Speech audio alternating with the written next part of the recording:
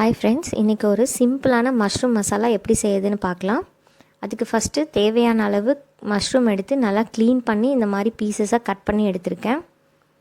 Next அரைக்கிறதுக்கு தேவையான பொருள்: ஒரு பெரிய வெங்காயம், 4 தக்காளி, கொஞ்சம் இஞ்சி, பூண்டு, 2 பச்சை மிளகா. இது எல்லாமே நம்ம அரைச்சி பேஸ்ட்டாக பண்ணிக்க போகிறோம். ஸோ அதனால தான் நான் பெரிய ஸ்லைசஸாக கட் பண்ணி வச்சுருக்கேன்.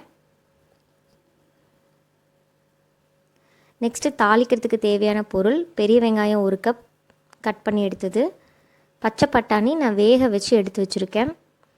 தேவையான மசால் பொருள்: கறி மசால் தூள், கரம் மசாலா, மஞ்சத்தூள் அண்ட் உப்பு.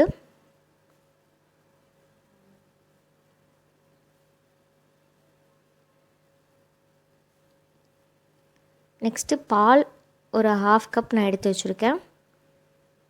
அண்ட் ஃபைனலாக கொத்தமல்லி தழை கொஞ்சம். ஃபஸ்ட்டு இந்த மாதிரி ஒரு பேனில் கொஞ்சமாக ஆயில் விட்டு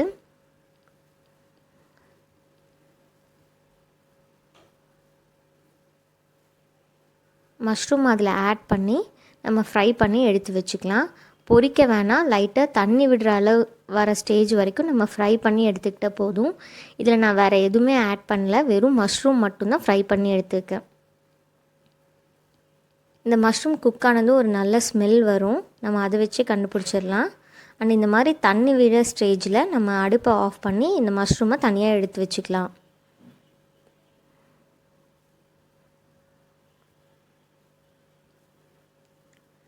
நெக்ஸ்ட்டு நான் சொன்ன அரைக்கிறதுக்கு தேவையான பொருள் எல்லாத்தையும் மிக்ஸி ஜாரில் போட்டு கொஞ்சம் கூட தண்ணி விடாமல் இந்த மாதிரி ஃபைன் பேஸ்ட்டாக அரைச்சி எடுத்துக்கணும். நெக்ஸ்ட் நம்ம மசால் பண்ணுறதுக்கு ஒரு பேனில் வேணுங்கிற அளவு ஆயில் ஆட் பண்ணி, ஆயில் ஹீட் ஆனதும் அதில் நம்ம வெங்காயத்தை ஆட் பண்ண போகிறோம்.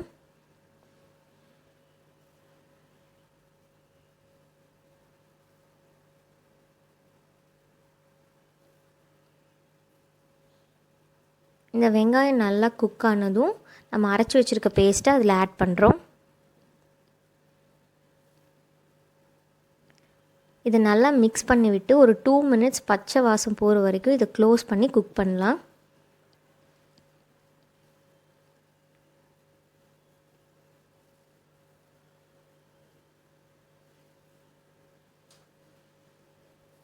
லைட்டாக பச்சை வாசம் போனதும் நம்ம எடுத்து வச்சுருக்க மசால் பொடி எல்லாத்தையும் இதில் ஆட் பண்ணிடலாம். கறி மசால் தூள், கரம் மசாலா அண்ட் மஞ்சத்தூள்.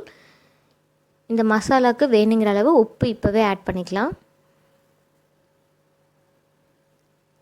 இதை நல்லா மிக்ஸ் பண்ணிவிட்டு திரும்பவும் மூடி போட்டு நல்லா குக் பண்ணணும்.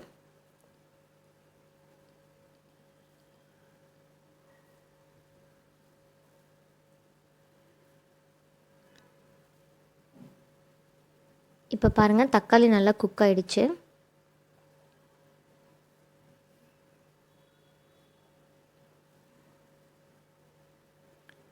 இந்த ஸ்டேஜில் நம்ம எவ்வளோ நமக்கு தண்ணி வேணுமோ அந்த அளவுக்கு இதில் ஆட் பண்ணிக்கலாம்.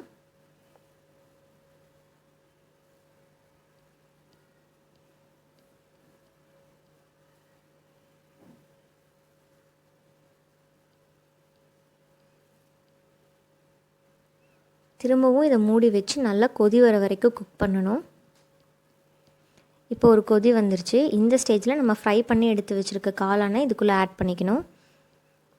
அண்ட் பட்டாணி நம்ம வேக வச்சு எடுத்து வச்சதை ஆட் பண்ணிக்கணும். ஃப்ரெஷ் பட்டாணியாக இருந்தால் இன்னும் பெஸ்ட்டு.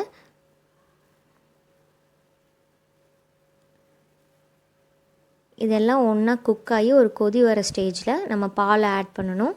பால் ஆட் பண்ணதுக்கப்புறம் ரொம்ப நேரம் அடுப்பில் வைக்கக்கூடாது. கொத்தமல்லி தழை போட்டு உடனே இறக்கிடணும். இப்போ ஒரு டேஸ்டான சிம்பிளான மஷ்ரூம் மசாலா ரெடி.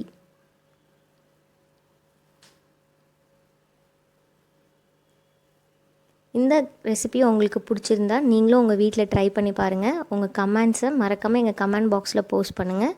எங்கள் சேனலை லைக் பண்ணுங்கள், ஷேர் பண்ணுங்கள், சப்போர்ட் பண்ணுங்கள். தேங்க்யூ.